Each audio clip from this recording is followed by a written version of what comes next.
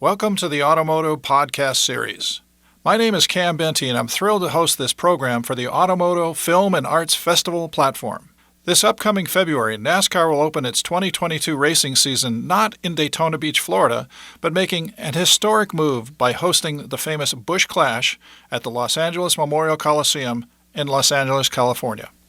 Yes, you heard that correctly, and while at first that may seem like an odd choice, it's not the first time the Coliseum has hosted such an important automobile race. For the full story, we're going to explore that history with Harold Osmer, author of Where They Raced, Santa Monica Road Races, and Saugus Speedway Scrapbook. Recognized as the aficionado of automobile racing in Southern California, Osmer is the perfect person to reveal the rich history of Coliseum racing. Join us now as we discuss this fascinating subject. So if you look at a map of Los Angeles today, one of the first things we do, and we can't help it, is we look, okay, where's the 405? Where's the 5? Okay, there's this. Okay, now I know where I'm at. And you can orient yourself off of that basic grid pattern, if you will, of the freeway system. You look at a map from 1920 of Los Angeles, a lot of times you're lost because you don't know where the freeways are, where to go. Right. You know, and they weren't there. And they had small agricultural outlets, small towns, if you will, much like the rest of America. It's just that Los Angeles all grew together. What happened with the racetracks was a lot of them were space holders. You know, you own a piece of property that's out in the boonies somewhere. It's just sitting there. You bought the property because it was, $1 an acre or whatever it was. Some guy shows up and says, "Hey, I'd like to rent your land for a few years," and so you do it. Right. He either wants to put in a little farm or whatever. In our case, he wants to build a racetrack. And so he comes out, he grades the track, puts up some bleachers, maybe a PA stand or something, and that's it, holds the races. And in 5 or 6 years, when the time is up, the lease is up, if the city has grown sufficiently, you just say, "Okay, thank you, racetrack guy. That was good fun." And then you make flat with the racetrack. And part of where they raced, well, the initial gist of where they raced was I looked at where a racetrack was in Southern California, what's there today, and what effect a racetrack had on future land use. The short answer is none. The more fun answer is that more auto racing has taken place in Southern California than any other place in the world, just in terms of sheer venue numbers. And part of it had to do with these land banking exercises where we would buy a piece of property out in the boonies. We found some guy to lease it for a little while. And then when the city grew out there and the land became more valuable, we just make flat with a racetrack, sell the property, off we go. There you go. So, Harold, I really got a chance to look at your book and absorb a lot of the things that are in there, and it's just amazing to compare the way things are today with the way things were back in the 20s, 30s, and 40s. We talk about Agricultural Park, which is where the Coliseum is currently, but at that time, Los Angeles was completely different than it is today, and a lot of the roots of your book are based not on the racing side, but really on the situation surrounding land use in Los Angeles. How different was Los Angeles back in that time, and why were these sections of land carved out? Because they had a purpose behind them beyond racing, correct? Oh, absolutely. And Los Angeles in the early days was very centralized, and everybody was either lived or worked downtown or did both. You couldn't get around that well. And the biggest thing that brought people to Southern California was climate and land. It was plenty of real nice climate, as we have today. Got me here. Selling point. Brought me here. It was good for me. Absolutely. There's none of the stereotypical draws to the area economic-wise. There's no large-scale mining or timber or fisheries, anything of that nature. It's not a huge transportation hub. At the end of it's not on the Mississippi River or anything of this nature, which are traditional reasons why cities develop where they develop. Los Angeles was just out here in a very nice place, lots of space, easy to grow, lots of different fruit, and trees, vegetables, things that you couldn't do in the Midwest. And the country itself was growing. Okay, so we've got a situation where in the 1920s, racing was exploding in Los Angeles. A lot of things going on. Racetracks were happening. Coliseum was happening. It was had been built in the 20s. what kind of racing was happening for the most part at that point in time in the 20s? What was going on? In the 20s and 30s, the big thing was Legion Ascot Speedway, which was a 5/8 oval, which was in East LA. Okay. And they ran what they called big cars, which we would refer to as sprint cars today. And the name sprint car came about because they were running, 30-lap races as opposed to 500-mile races kind of thing, which a lot of the other cars had done up to that point. Right. And so that was the big draw. Okay. Was the big cars, and they would race at multiple stadiums up and down the coast. And they were still large, powerful, fast cars. But you could run them on the 5/8 mile tracks and half-mile tracks. Right. You need a bigger track for those. Right. And that was through the 20s and into the early 30s. Right. And then the evolution came about because of the cost and a bunch of things that were going on. There needed to be a more affordable racing type, which became the midgets, correct? And they raced at high schools? Right. They raced on the high school tracks. Were already, high schools were looking for ways to raise money. They're always having a dance contest, and they've got the big band come in. They got all these kind of things. So much for the bake sale. Oh, yeah, that too, And one of the things they did was they ran speedway motorcycles, and they could run on the quarter-mile track, which they already had around their football field. Which is the track. Right. Track. And so they ran the midget cars. They invited some of those out to run in conjunction with them as part of the show. It proved to be a very popular kind of thing to do. And these were just little outboard powered cars, so they weren't terribly fast, but they were interesting. It was something that nobody had ever seen before, and all these little cars out there. And it happened right in front of you. A little quarter-mile track. I mean, we've all been to a high school football game and sat up there in the stands, and you look down and you can see all of it.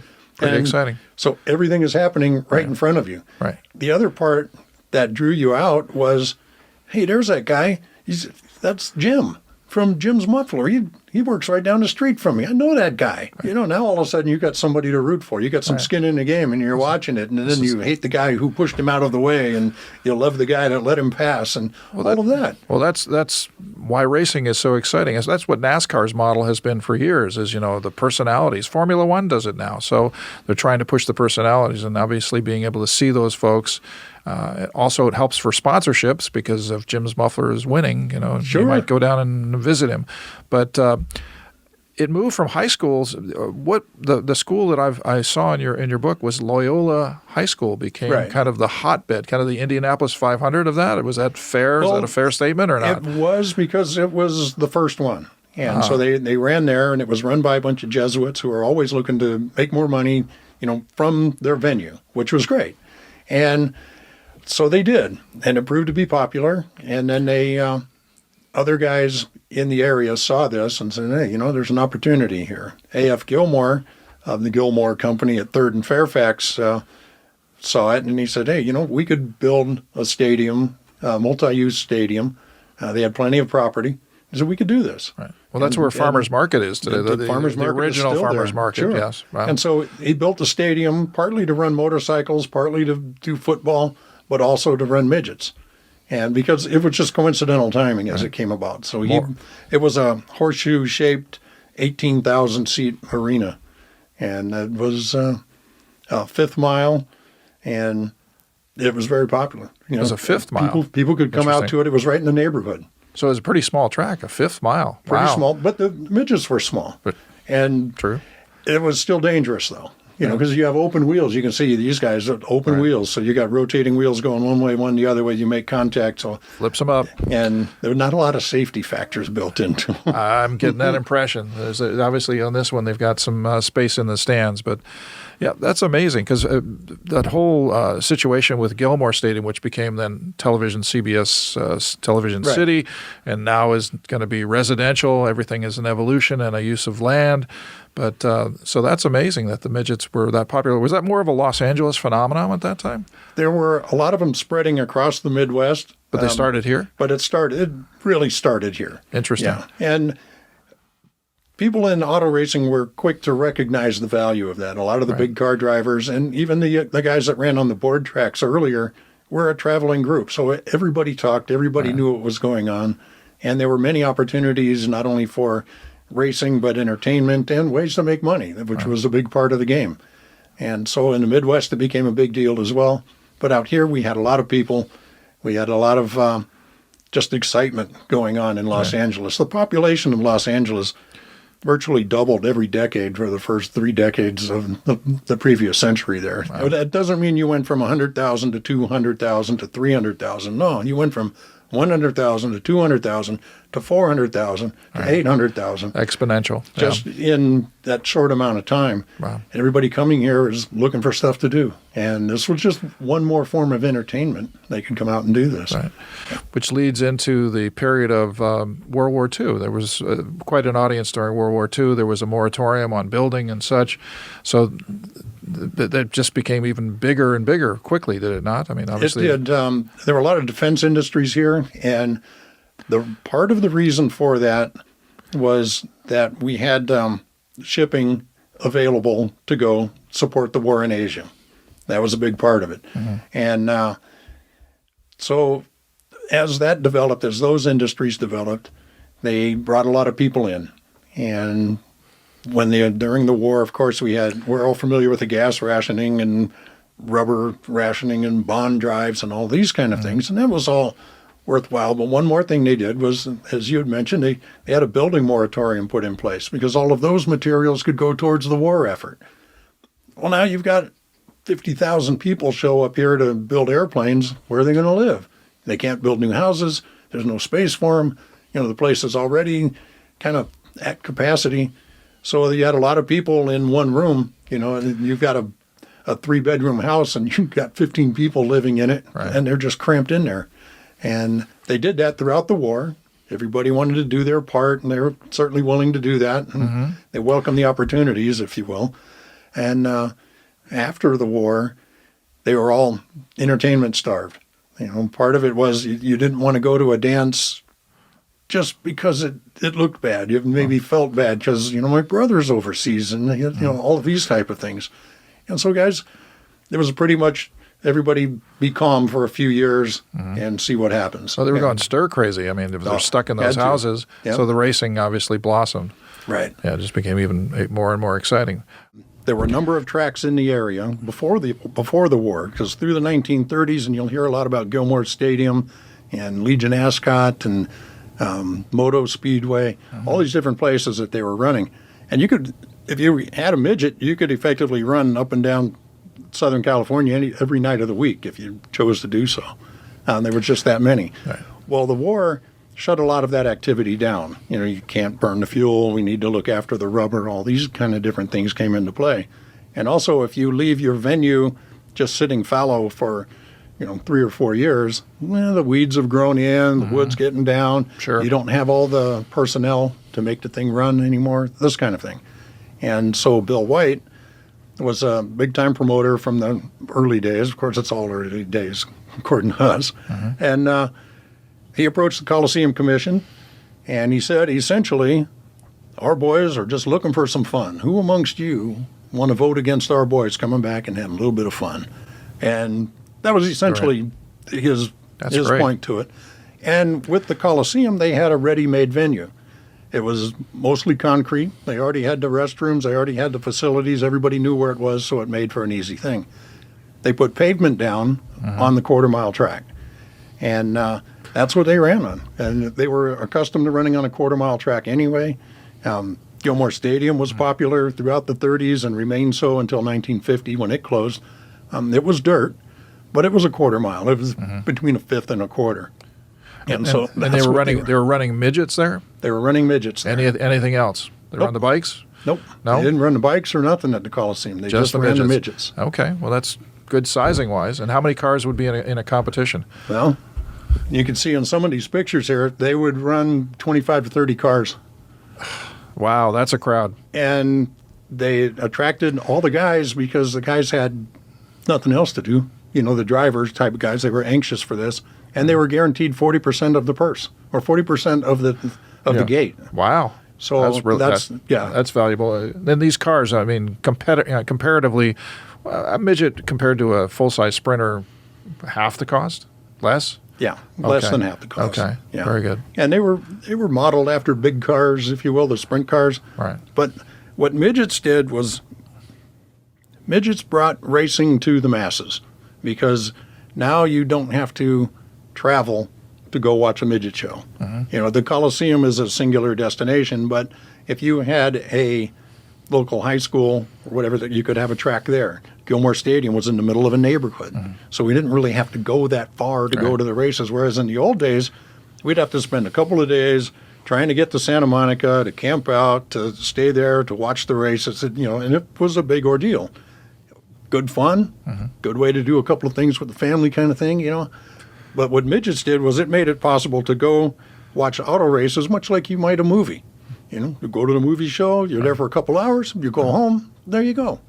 Leads into the Coliseum and the first races in 1945. Right. A lot of the venues that existed throughout the 30s that were all very popular, a lot of those guys went overseas. Most of them came back. But the venues themselves fell into disrepair. The Coliseum provided a ready-made venue. It's concrete seating, so that was easy enough. It's well-defined. It's in a place where people can get to. So it made a pretty logical sort of place to hold a race. They came in and paved. The promoter was Bill White, and he came in and paved the track. And he made it a flat quarter-mile track on the athletic surface. So the cars would pit on the football field, if you will, and then they would race on the outside track. And well, he had some challenges too, did he not? Oh, he sure did. Yeah. He had looked into racing at the Coliseum prior to the war, but he got shut down, like Why? everybody else. Why? Just because of the moratorium? That was a big part of it. And the politics weren't quite in place yet. So you need permission from the city to be able to do these kind of things, the Coliseum Commission and whatever else, and as they existed back then. And there were so many other venues prior to the war that there was a lot of competition for drivers. And if Gilmore's running every Thursday night and Moto Speedway's running every Tuesday night, what night do you want? Well, how are you going to get in here and figure this out? And so he had to juggle all those parts. And they all came together and kind of thwarted his plans, but it planted the seed. And he was a big-time promoter, and he knew what he was doing. He bided his time. And once it came time, just after the war, he went to the Coliseum Commission in the city and said, who amongst you want to vote against our guys coming out and just have some fun? And essentially... It's all about marketing. Yeah, there you go. And then the people that lived in these cramped quarters and whatever else, they were starved for things to do. The first race that took place after the war in 45 was at Sauga Speedway. And Sauga Speedway is out in the boonies. And especially back then, it was way out in the boonies. Which is where I live today. And so there you go. I know Saugus very well. It was just a 2-lane road to get out there. I even asked a racer one time, I said, the first time you went out to Saugus, how did you even find the place? And he said, well, we just drove as far as we knew to go, and then we waited, and when a car went by with a race car on the trailer, so we followed them. There you go. So they ran the first race there. They had 9,000 people show up out there. And it was that's amazing. Way out in the boonies. It's still a ways out there. Question for you. Okay, so 1945, first race at the Coliseum. What would it have been like if I went to that race? What would I experience at that event? What kind of things were they doing at that race that really started to draw a crowd? Because their numbers, you've shown me some of the numbers that happened with regards to how big the crowds were. What was it like going to that race? Well, you would buy your ticket and go inside, and first off, you were out. What would a ticket cost? Ticket costs were like 50 cents. Okay, I'm in. And and you could go and just sit and spread out and just relax. A big part of what was going on was you're not only at an auto race, but the war's over. Oh, my goodness. That's a huge relief. So now you're looking for something to do. And instead of, you had other options. You could go to a dance. You could go to a show, things like this. But auto racing was huge before the war. And so these guys were still here. The cars were still here, and they were ready to go. So if you showed up at the race, it was mostly daytime races, as you can see from this, and you're out there with all the Angelinos just in that same boat with you, to where you can go to a place and just relax, finally. We're not worried about the war or my brother or any of these kind of things. And a lot of guys were just coming back from the war themselves. And so the rest of the city, entertainment-wise, hadn't spooled up yet. They hadn't had a chance to do that yet because they still didn't have all their people back. Right. And they still hadn't decided what they could and couldn't do. Well, Bill White was a little bit ahead of the game. He foresaw some of that, I would imagine, and just said, hey, let's go do this. So his first race took place in August of 45, and they drew 70,000 people. And they wouldn't fit anywhere else. It's huge. So picking up where we left off, we have a huge crowd who has come to the very first race at the Coliseum in 1945. Just amazing that they would have such a throng of folks. How many folks came to the first race? The first race, there were about 70,000 people there. 70,000. That's crazy. Yeah, there was nothing else for people to do. And so they were starved for entertainment. I bet. And this was one way they could get out of the house and go do something, and so they did. And it escalated from there. So how many more races happened in 45? In 45, they just ran 2 races because they started a little bit late in the season and they hadn't really got their footing set just yet. But come 1946... they ran 15 races in 46. And overall, through the 4 years, they ran on 31 dates. There were 32 events. They ran 2 races on one particular day. Wow. So there were 31 dates they ran at the Coliseum, midgets inside the actual Coliseum. And there were some really big races. We're looking at the poster for the National Championship 250. A crazy, crazy big event, 250 laps, which is amazing. Typically, they would run about 30 laps. Right. And so in order to attract a crowd, which would enable you to have a bigger purse, then you can attract the better drivers. And so that's how they did it, was they ran a special event of 250 laps. And, Sam Hanks wound up winning the race, and he pocketed $8,000 for it because the racers got 40% of the gate. And so that was just their deal. Right. Well, we noticed that, we were mentioning the first event was 50 cents. This one for the 250 was $2.50. So obviously they realized there was going to be more in it and the racers needed to get paid. How did they break it down for the racers? I mean, the winner obviously made the lion's share of that 40%. Right. It was like the top 5 drivers. The top 5 drivers shared 40%. Everybody else, yep. Wow. But everybody seemed to know and understand that, hey, I'm willing to race you for it. Right. And that's how they raced it across the whole Southern California anyway. They just said, hey, only the top guys, the top finishers got paid. Now, in the 32 events that they ran, Sam Hanks won the most with 6. Right. So that leaves 26 other races out there that got won by different guys. Well, Sam Hanks was a winner at Indianapolis. He won it. He won at Indianapolis a couple years, I think. In 1957, he won 57. there. Okay, so he was just warming up in 1946. Sure. He's just becoming one of the more popular guys. Who else were the guys that were exciting at that time? Who were the stars of the events? Ed Haddad was another guy. He actually won 5 races. Ed did at the Coliseum, and Swede Lindskog, Frank Satan Brewer. They had a lot of colorful names. Wrestlers. Yeah. Sounds like wrestlers. Sam Hanks was the Alhambra assassin, they called him. Is that that nice. was just one more way Very cute. to try to pump up the events and come see these guys. And I'm sure the insurance companies enjoyed that.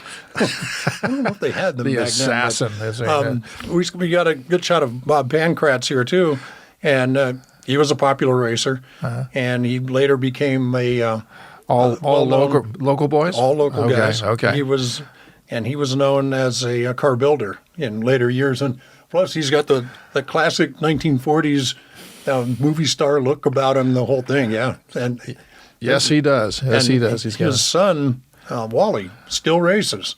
Really? In fact, and so we see Wally still. He's old now, but he's still running and racing, and his daughter races. So they're 3 generations of racers. What kind of racing do they do? They do sprint cars. Sprint cars. Yeah, Still in the sprint cars and midgets. Sure, it gets in the blood. You're stuck with it.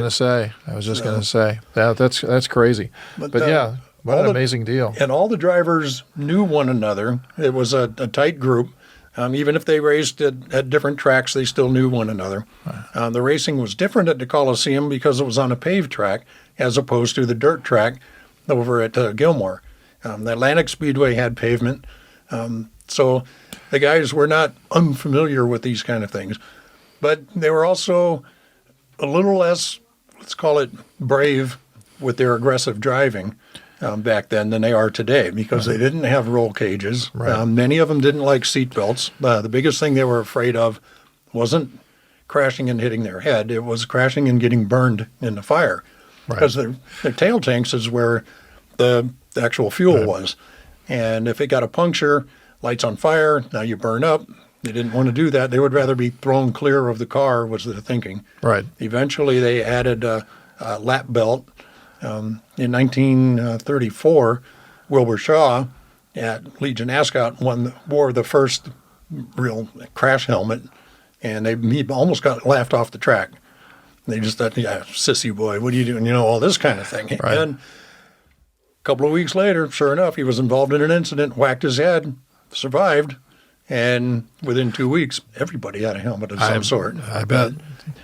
You have to allow for everything to develop and evolve. Right. You know, even if you look at your kid, he's 2 years old and he can't tie his shoes. You think he's going to be 20 years old and not be able to tie his shoes? Come on, man, give the kid a break. Depends on the kid. Same things with the sports, though, too.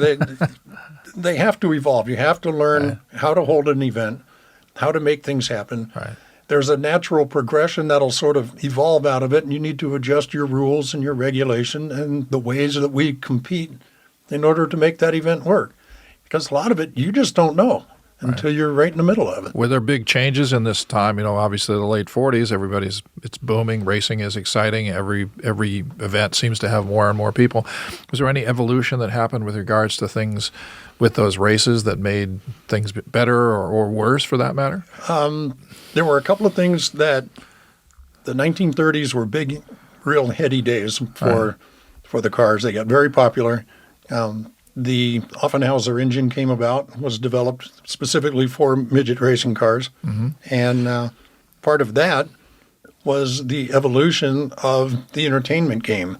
The old outboards and whatnot were fun to watch, but they were smoky, noisy, a lot of pop, pop, pop, pop, pop kind of stuff. And they were not very reliable. They would break down quite a lot. Mm.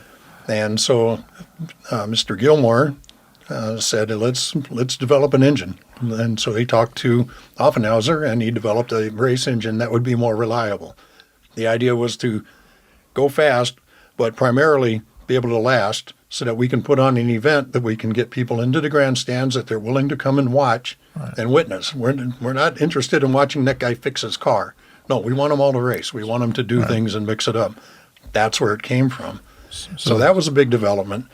The other thing was that it was so popular that a lot of guys developed their own cars, if you will. You could still build a midget yourself, but there were a couple of guys, Frank Curtis among them, that started to, and Bob Pankratz, that started building cars. They would build the frame, the bodies, the whole bit, so that just anybody could go buy the parts and come out and race. And the reason you would race is you could make money. There's two reasons why guys do anything. One is to make money. The other is to, get laid. And so, that was part of it. So we could go do that. We could build a car, you and me, and we can go out and race. You drew the short straw. You got to drive. There you go. And that's what they would do. Wow. The trouble with it came when a couple of manufacturers, and you could get different level cars. There were 3 levels of manufactured cars, let's call it. You get the full-on Offie car, or you get the V860 car, or you could go buy one out of San Diego, the Solar car. SOLAR is a Solar car.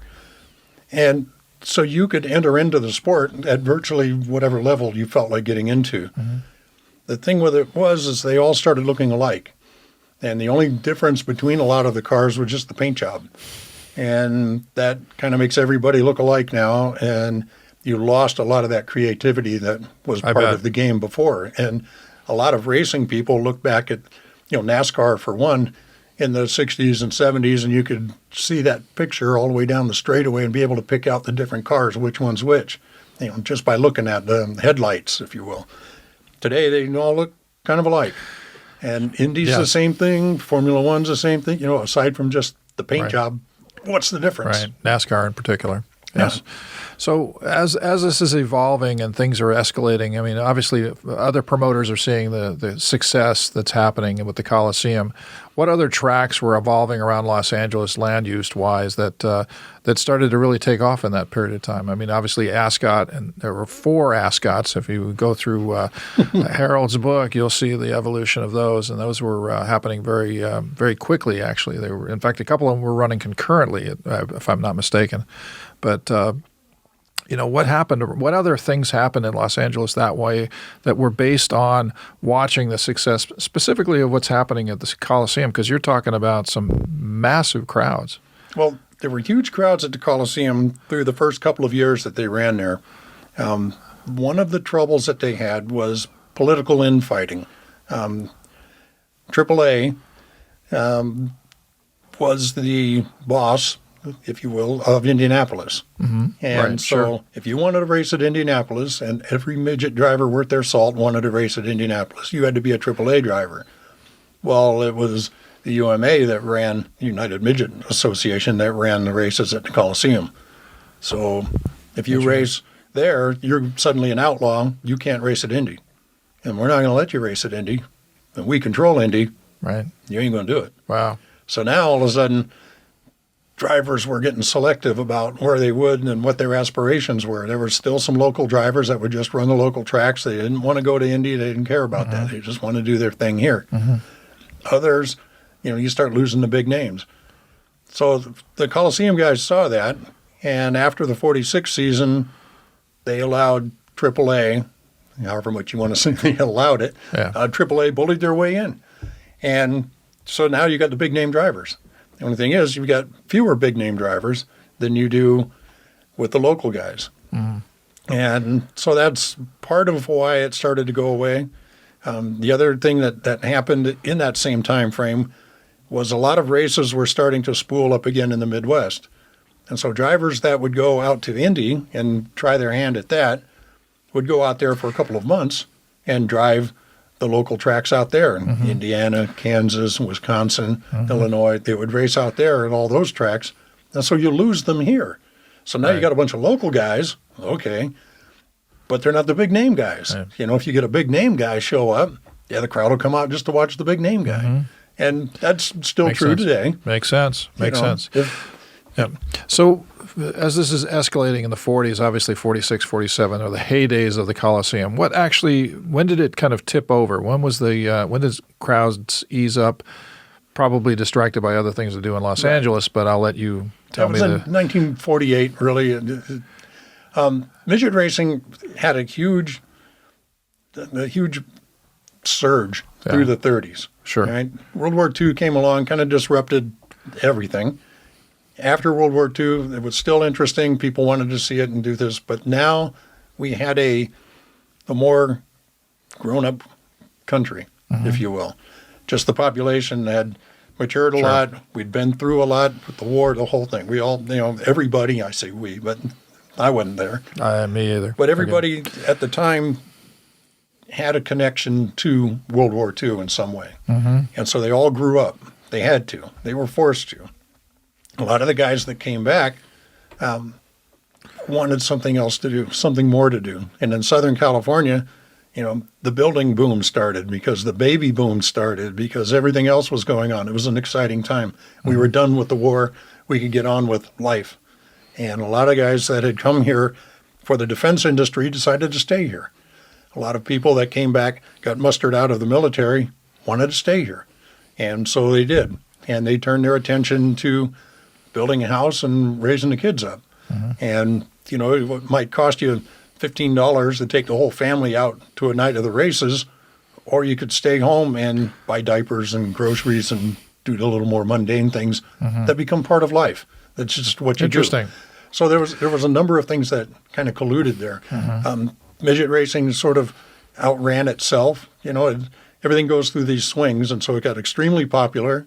And then it kind of stayed there right after the war, and then it decided let's do other things. And people did find other things to do. By then, a lot of homes started getting televisions in there. And, so now you got television and the radio, and more things are starting to happen. People are excited about life again. prior to the war, it was the Depression. So we had all that going on. Right. So there was a lot of things that figured into this and what made a lot of it possible. Right. Makes sense. The Coliseum, in its final year, they brought in a board track. They actually built a board track on the quarter-mile track. So you had a lot of banking. To get some better speeds out of that, I got presume? a little better speed out of it. The only trouble with it was that it being that tight of a track, it relegated them to pretty much follow the leader racing. So it wasn't very exciting. Yeah. There were a lot of guys, if you go back and look, you'll see the guys who really were fans of Gilmore Stadium when they went to the Coliseum, they said, that was no good. Yeah, because it was a pavement track. Yeah, so you still had the factions. You would still do today. Right. Should it be on dirt or should it be on pavement? These kind of things. It's still an argument that goes today. Back then, that existed as well. Interesting. And so they ran on the boards, and that was okay. But it was a gimmick. And but I can tell you that overall, through the 30-some events, 32 events they ran, they averaged 17,900 people per event. Wow. And that was in 1940s. That was from 45 through 48. So that was very late 45 through 1948. Wow. And that's an amazing number. And that's just a lot of people. It had a huge impact on what was going on. It was just one more thing, one more aspect to life in California, Southern California in particular. So the Coliseum was obviously a huge success. Promoters made good money. The racing midgets and other things obviously did very, very well. So as we get through the 40s to through 48, 49, things started to wane a little bit, correct? I mean, people had other interests and they were able to do that. Sure. And midget racing for the racers started to get a little expensive. And so they were finding other ways of entertainment, other ways of having some fun. So midget racing started to go away. And so the Coliseum racing went away. They also raced at the Rose Bowl, and other places. But midget racing kind of was going away at that point naturally, let's call it. Same kind of racing at the Rose Bowl? Same racing, same guys, same just guys. Different night. Wow. Okay. Well, that's cool. And they brought in a board track to run there as well. Really? But they brought it over from the New York Polo Grounds. That's where that came from. So, why they brought it all the way from there, I don't know, but they did. Couldn't find wood. I don't know. Okay. But so a lot of things are going on in Los Angeles. We've got situations like sports teams, as we mentioned, the Los Angeles Rams, and obviously the Dodgers, the Giants, all these other things changed during that period of time. But now it's 2022, and we're going to go back to the Coliseum. Certainly are. NASCAR, they didn't call me or consult with me on this.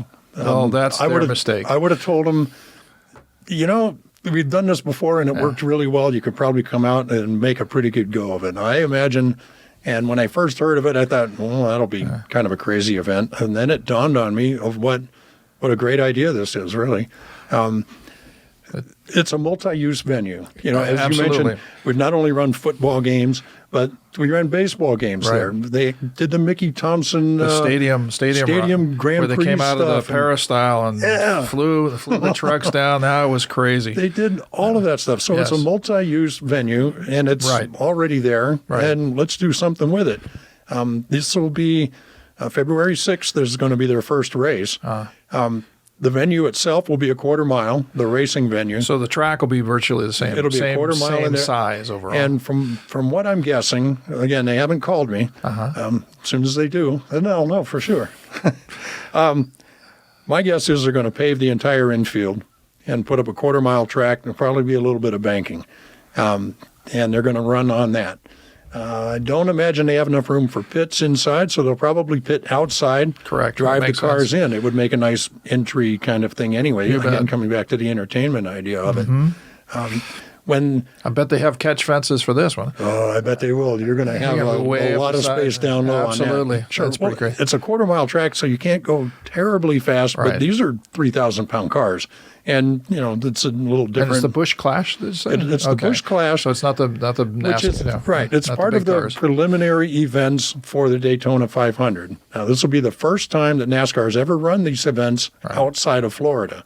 which kind of makes sense. We're going to have our big thing, you know. Sure. I'm fond of saying that there's a football game in town, and it's kind of like the Daytona 500 of football games, Right. you know, otherwise known as the Super Bowl. Well, that's what they always said. Daytona was the Super Bowl. Yeah. They start, obviously, the opposite to football. I always spun it around. Yeah, I said, right. there's a football game. It's the Daytona 500 of There you football go. games. There you go. And so that race will still be taking place in February in Daytona. But the Super Bowl will be here at SoFi Stadium the week after Right. the NASCAR race. So that made great sense. You know, the crowd will already be here. The media is already here. They're going to SoFi Stadium, which really is literally just down the street from the Coliseum. Yeah, it's in England. I was there recently. Yeah, it's quite the place. And they're going to, you know, in the Coliseum, they'll be able to take advantage of all of that. You know, all of the marketing opportunities, all of everything. bet. Why not? Plus, bet.